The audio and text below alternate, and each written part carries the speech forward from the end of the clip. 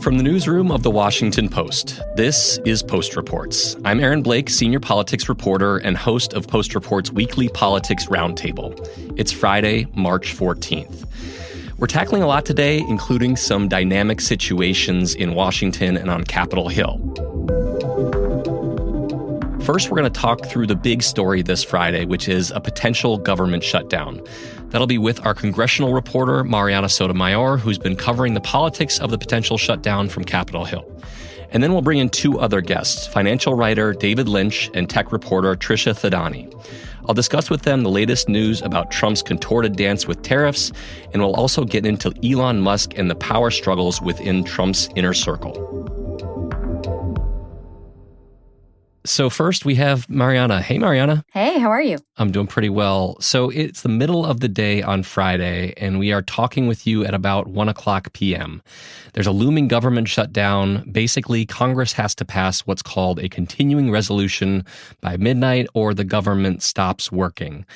Federal employees are sent home unless they perform the most essential functions like air traffic controllers.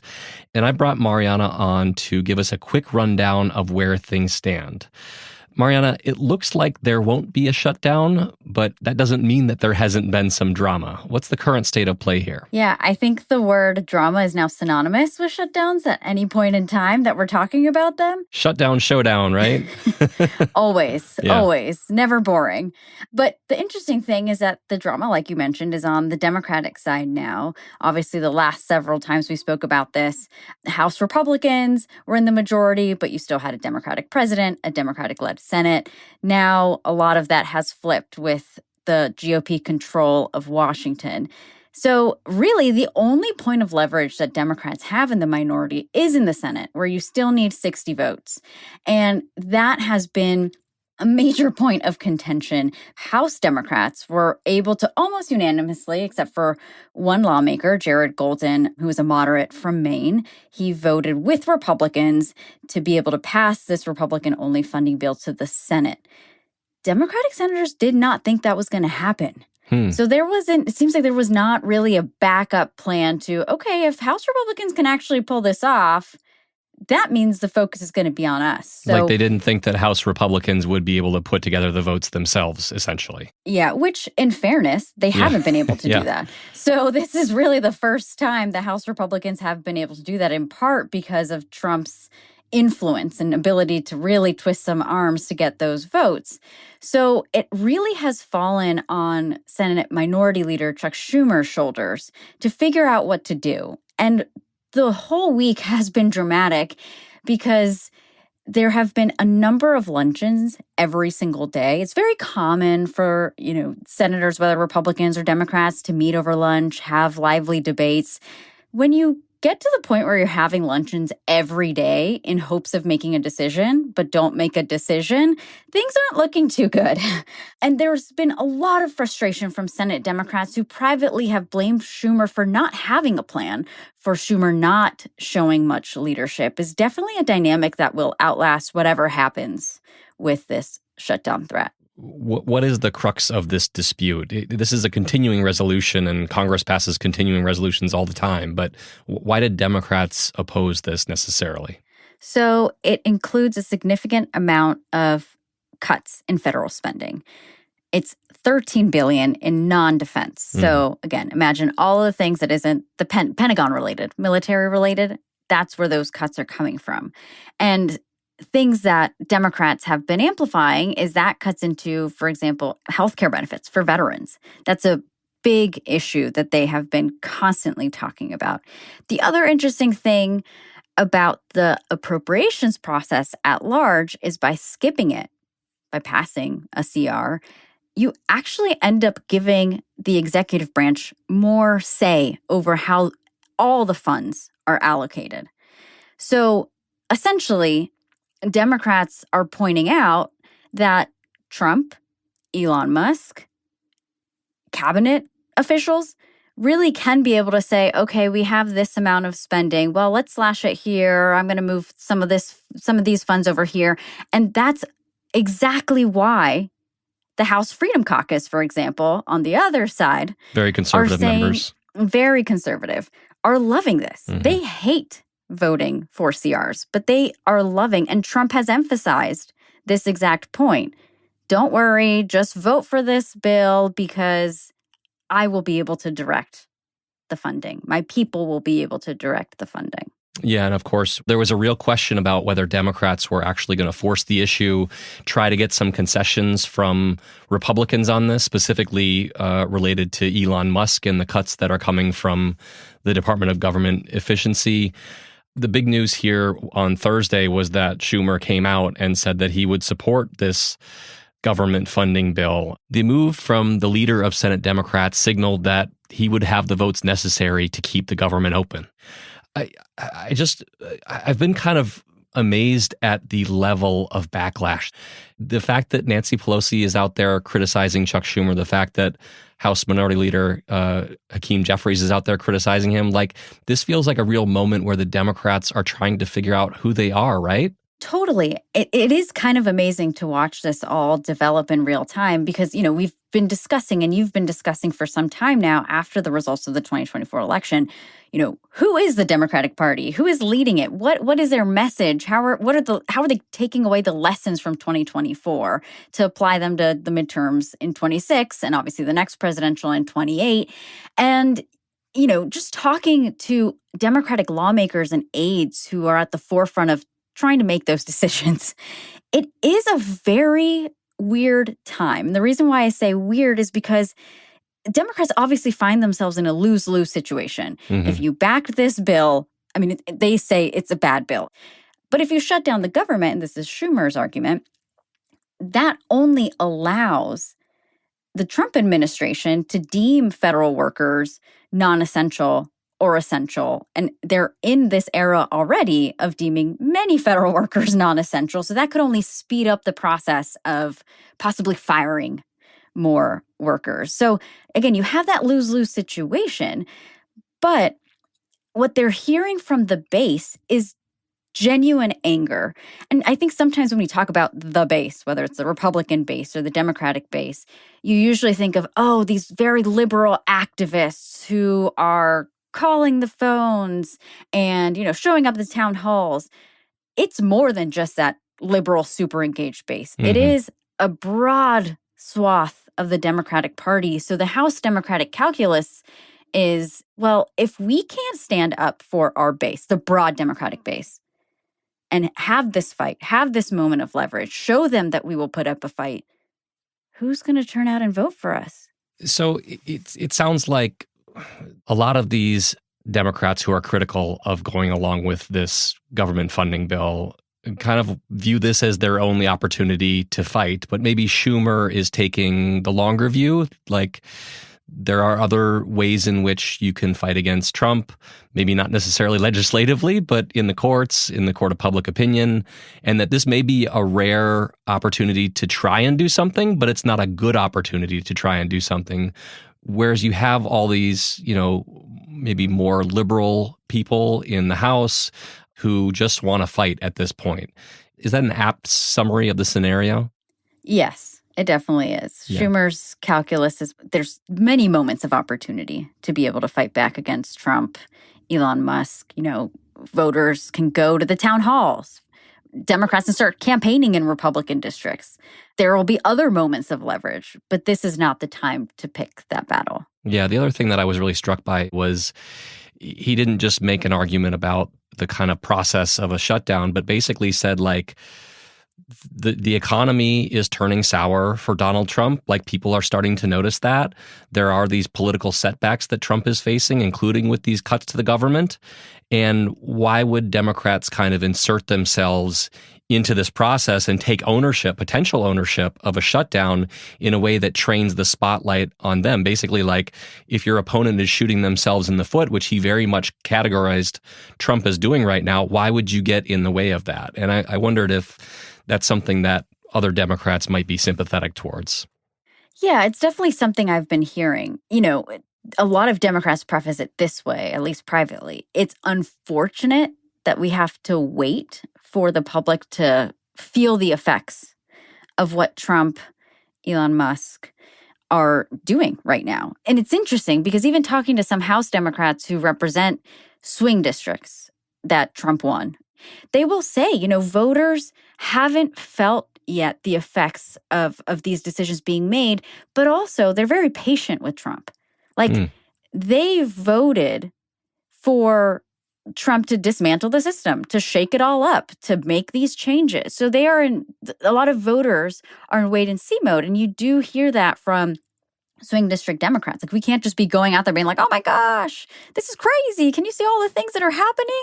Like, there is a lesson from, the 2016, 2017 era of constant Democratic panic to be a little bit more strategic about, when to raise the flag. Mm-hmm. So House Democrats' calculus was, let's raise the flag right now. Let's have this fight right now.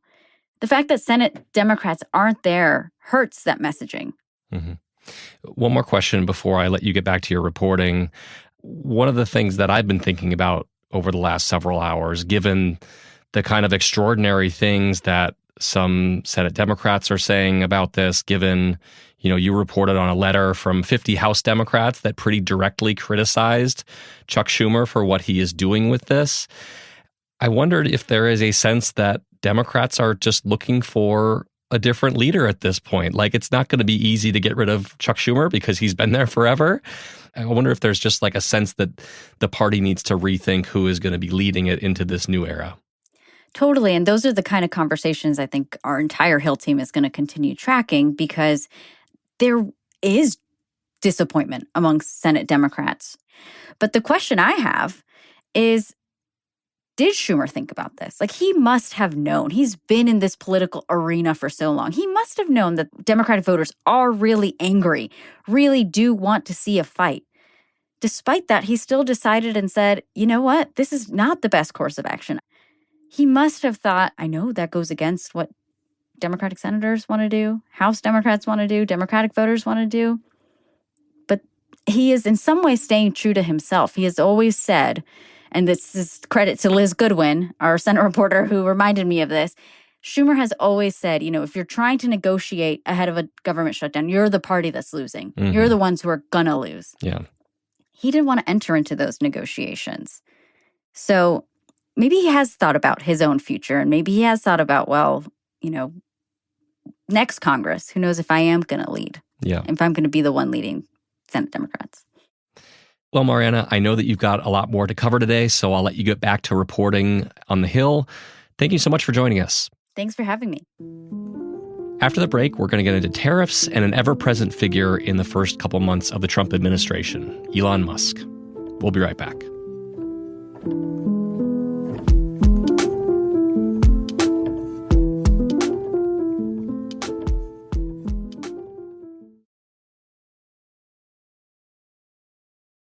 And we're back now with Post-financial writer David Lynch. Hey, David. How are you, Aaron? I'm doing well. And we're also here with Trisha Thadani, who covers the tech industry for The Post. Hey, Trisha.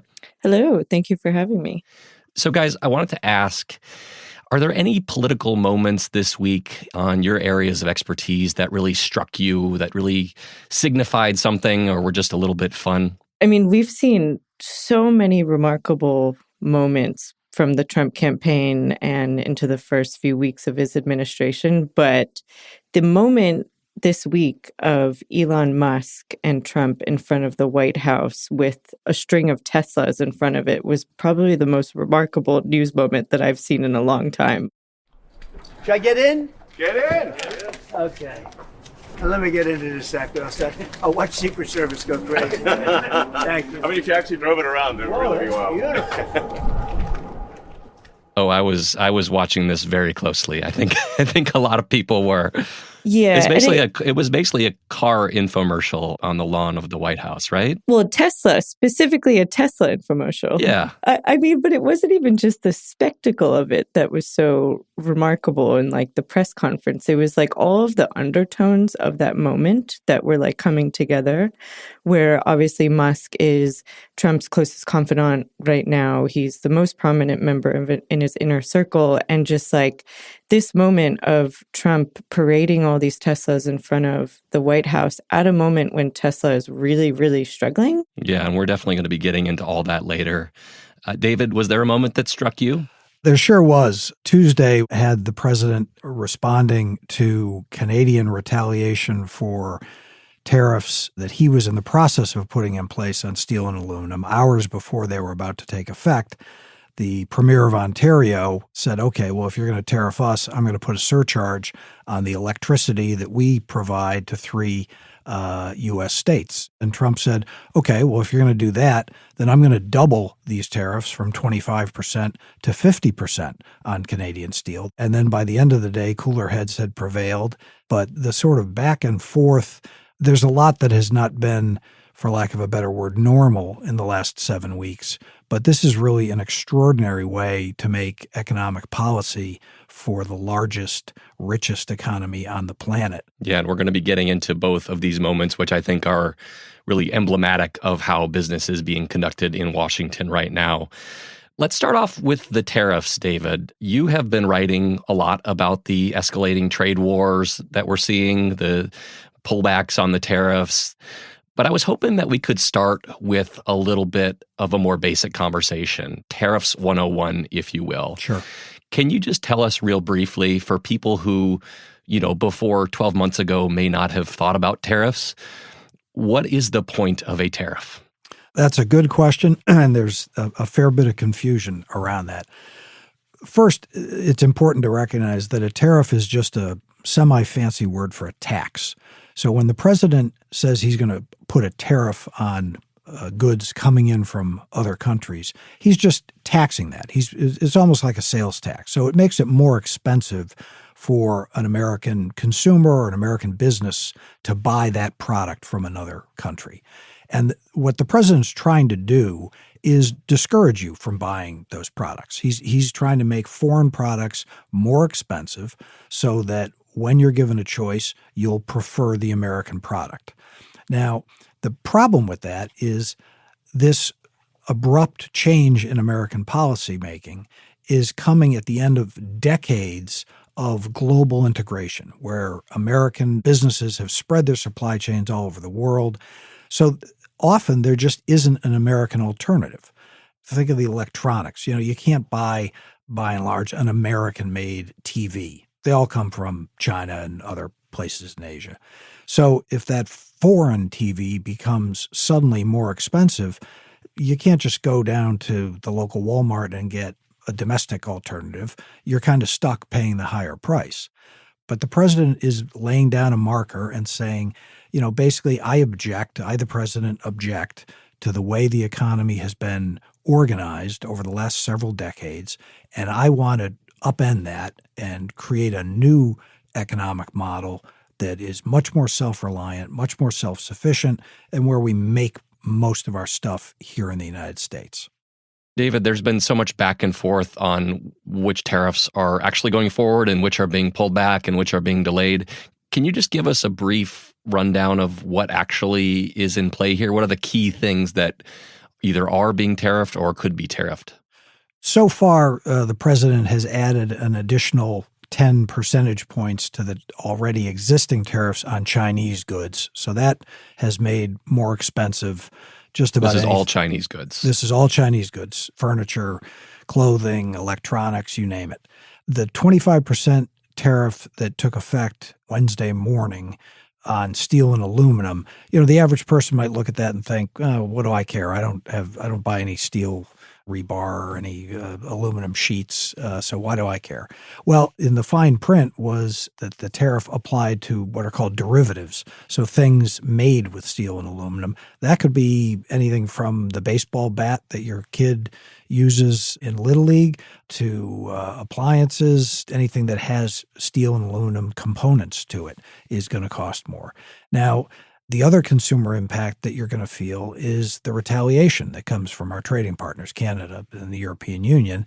And just as they did in the first Trump term, they have worked out a strategy where they target their retaliation on products that come from political red states. So the Kentucky whiskey. Harley Davidson motorcycles up in Wisconsin. These kind of things get hit both by Canada and the European Union. So the Americans who are employed producing those products, are going to see their companies suffer. Demand will go down. Some jobs may be lost, etc. The European Union situation is interesting because that started yesterday with the retaliation, and then Trump reacted to it by threatening or imposing a 200% tariff on European wine and spirits. So if you're someone... I wanted to ask you about that because maybe I'm speaking for myself here, but I'm guessing a few of our listeners might be interested in whether the price they pay for... A few of your listeners and a few of your panelists. Not just champagne, but French wine, German beer. Irish whiskey, Scotch whiskey. I mean, there's a stock up, folks, because there's a long... There's going to be a run on the ABC store nearby here. Within moderation, of course. We don't want to lead anyone down the wrong path. But this is deliberate policy because if you're the European Union or Canada, you recognize that, as President Trump says, the Americans buy more from abroad than we sell. So the president sees that as giving us leverage in these sort of fights. So when you're punching back from Europe or Canada, you've got to make sure you hit something where the economic pain, where the political pain will be disproportionate.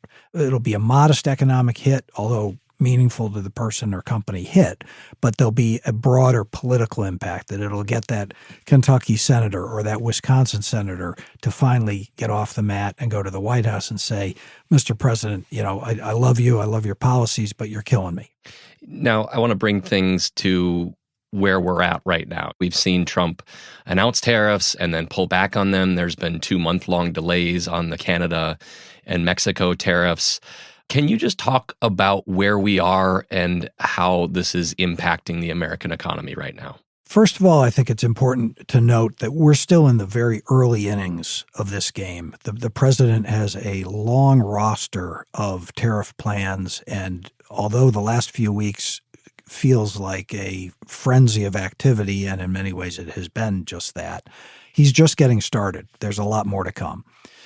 Now, the early verdict from financial markets and what we saw as recently as this morning with the latest consumer confidence numbers is these plans are not being well received. The market has been falling like a rock for the last month. Consumers are looking at this and saying, holy cow, we just came through 4 years of the worst inflation since the early 1980s. We elected you because you told us you were going to bring prices down. And now you're guaranteeing that at least to some degree on some products for some period of time, prices are going to go up. We don't like that. Plus all the uncertainty. The tariffs are on, they're off, they're on this country, they're on that country. People are having trouble keeping up, and that's causing consumer confidence to sink. Yeah, Tricia, one thing I was struck by this week was I saw a story about Tesla, which is Elon Musk's car company, basically telling the Trump administration that it also feels exposed to some hardship because of these tariffs. Can you describe what that's about and what this says about kind of how broadly these fears are being felt right now? Yeah, I think Tesla is a really interesting example of this because in just the globalization of our economy and our manufacturers, because Tesla is a company that the bulk of their parts are actually produced in the US and Canada, but they still are really reliant on other countries for their parts. Musk himself has not really come out with a forceful statement, at least publicly, that we've seen against these tariffs. But, we recently saw there was some reporting about a letter that Tesla had sent, sort of saying that they would feel a big impact from this and sort of advising against it. And then also beyond that, while Tesla has a huge market share of the US economy, China is one of their biggest buyers of Teslas as well. So for Trump's now clearly new favorite company, this would really have an impact. Yeah, I want to pick up on something you said there, which was that Musk hasn't really said anything about these tariffs. Like, this is a guy who's posting hundreds of times per day on social media and, doing media appearances. why isn't he saying anything about this kind of signature Trump administration policy? Does that strike you as a little bit weird? It's really curious. Yeah, because you're right. I mean, he's willing to weigh in on everything with the Trump administration, and he has a tremendous megaphone between just his proximity to Trump himself and also his platform X, which obviously is formerly Twitter. And yeah, it is interesting that he publicly hasn't come out and said anything about this, despite the impact that it would have on his company, which is important to note is responsible for the bulk of his wealth. I mean, it may just be tariffs are the one subject on which Donald Trump has had very firm convictions for the entirety of his time in the public spotlight. For 40 years, he has had intense feelings, first about the Japanese, then about the Chinese. Now it's really, in his view, everybody who's taking advantage of the U.S.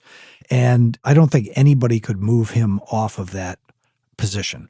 And so, if I were Musk, I might look at an argument with Donald Trump over tariffs, particularly one that became public, and think, that's a losing proposition for me. I'll let others take the lead. That's a good point. I also it really does not seem, and analysts will back this up also, that Tesla is just not Musk's priority right now. Obviously, the bulk of his attention, if not all of his attention, has been on his role in the Department of Government Efficiency, better known as DOGE, despite it being so important to his, personal portfolio. So, Tricia, I wanted to turn to Elon Musk and that scene that we talked about on the White House lawn.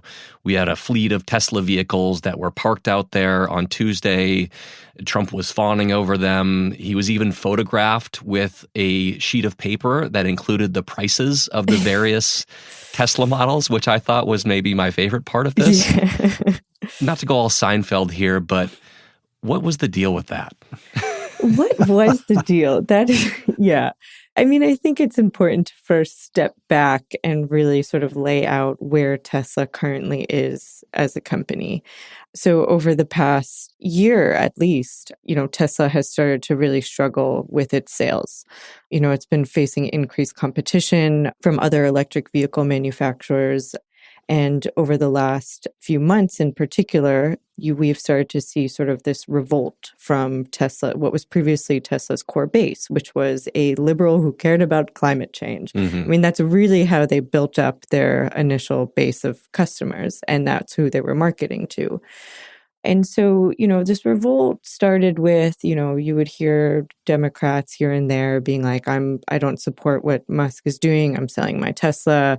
There's these bumper stickers. I've seen the bumper stickers. Yeah. I bought it before, whatever. Yeah, I bought it before Musk went crazy. And so you were seeing sort of trickles of this. But in the last few weeks, especially since Trump's inauguration, we've seen this groundswell of vandalism and violence and protests aimed at the Tesla brand. In particular, in Massachusetts, there was 7 superchargers that were set on fire in an act that police are considering arson. There has been repeated shootings at another Tesla dealership. And so, you're seeing these events really pile up. And then you're having analysts and investors start to take notice and saying, Musk's work with Doge, he's becoming so controversial that is now having a direct effect on sales. The sales numbers are expected to come out in a couple of weeks. What we're hearing is that they're not going to be looking so good. And so you take that backdrop of the company where Musk has the majority of his wealth tied up. And then suddenly you come to the front of the White House with a fleet of Teslas, and you essentially have the president of the United States coming to the rescue essentially for this company, parading these Teslas around. And then the context on Trump is also really important, where he's been such a prominent electric vehicle skeptic for as long as I can remember him being in the public eye. I mean, he's railed against these things. He's wanted to pare back subsidies for electric vehicles. During the campaign, has gone as far to say he really wants to strangle that industry. And you have a lot of folks on the right who are also now suddenly really interested in Teslas and coming out in support of them. Sean Hannity bought one, Sean Hannity. Yeah. So he tweeted about what a good car it is. So, the symbolism, you could write a book on this one moment and how much it symbolized for where we currently are in this current moment. Yeah, I wanted to dig into that because I think some listeners will look at this as kind of a stunt and wonder why we're even focusing on this in this podcast. But my thought is that, it seems kind of important that a president is using the White House to sell the cars of his major campaign benefactor. I think even the same day that this took place, there was a report that Musk is promising to sink another $100 million into Trump's political operation. Mm-hmm. These two men are so intertwined, and there are a number of other examples of the kind of private business of Trump allies being intermingled with the official business of the White House. And, we had, before Trump was inaugurated, him selling a crypto coin. We've seen a number of family members selling crypto coins that could put significant amounts of money in the pockets of the Trump family. How much does this exemplify the kind of new reality of Trump's handling of his power in Washington? Yeah, I think, like I said, I think it's the opening anecdote to a book about that topic right there. Now, I will note that in the last couple of weeks also, we've started to see some fissures sort of coming out in the public eye. We had seen Trump tell some of the heads of the departments that they need to be more involved with the personnel cuts than Musk has been. So we're starting to see some signs of these internal breaks. You think of the personalities of these two men, very ego-driven, both very transactional. And at some point, you would imagine that would come to a head. But this moment in front of the White House really, makes you think differently and really shows the bond between these two. It seems to me it's remarkable that these two, as you say, very ego-driven figures have managed to stay in harness for as long as they have, counter to people's expectations that inevitably there would be a blow-up because Trump just can't stand to share the spotlight with someone else. But if you flip that around, given the platform that Musk has with X and the wealth that he's willing to devote to political causes, to some degree, I wonder whether Trump could afford an open rupture with a guy who had those tools at his disposal. Yeah. Yeah, that's a really good point. You make somebody so reliant upon you, and it makes it hard to kind of extract yourself from them. Yeah. I think there's maybe a tariff tie in there as well, going back to our earlier conversation. Nicely done. I like that. To flip it around again, Musk has so much at stake with this relationship also. this is a guy who his two biggest companies, SpaceX and Tesla, are intimately tied up with the government. Yep. SpaceX has billions of dollars worth of contracts with the government. And then you go to Tesla, and there's right now at the Transportation Agency, there's open investigations into that company. And then at NTSB, The National Transportation Safety Board. thank you, there's another investigation that's opened up. Yeah, that's a great point.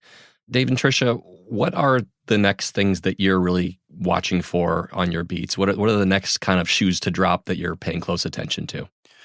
I'm watching for the next tariff announcement that I won't expect on some given day, no doubt on a country I won't expect or a product I won't expect that will scramble my life for another 24 hours.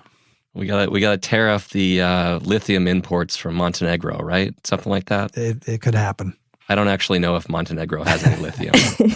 I feel like it'd be good for them if they did. They have a beautiful coastline, great fish and wine. Tricia, what are you watching out for? Yeah, the next thing I'm looking out for, as everybody is very distracted by what Musk is doing at the federal level, I'm actually really interested in where he's spending his political donations in the next election cycle. So right now, he's actually quite involved in the Wisconsin Supreme Court race, which is very pivotal for the political makeup of that court. Yeah, I believe it's next month. Is that right? Yeah, his PAC has put millions of dollars into that race already. We had reported a couple months back that his next plan is to get involved in progressive district attorney races across the country as well. So there's a few of those coming up in November. So I'll be really paying attention to that. To me, this really just shows how there's basically no bounds to Musk's political ambitions going forward. Yeah, and I would wager that the listeners of this program are going to be hearing about that Wisconsin Supreme Court race because it's often the biggest one that we see after a presidential election. And so we look to it to see kind of which direction the wind is blowing. But that's all we have time for right now. Thank you so much, David and Tricia. Glad to be here. Thanks so much for having us.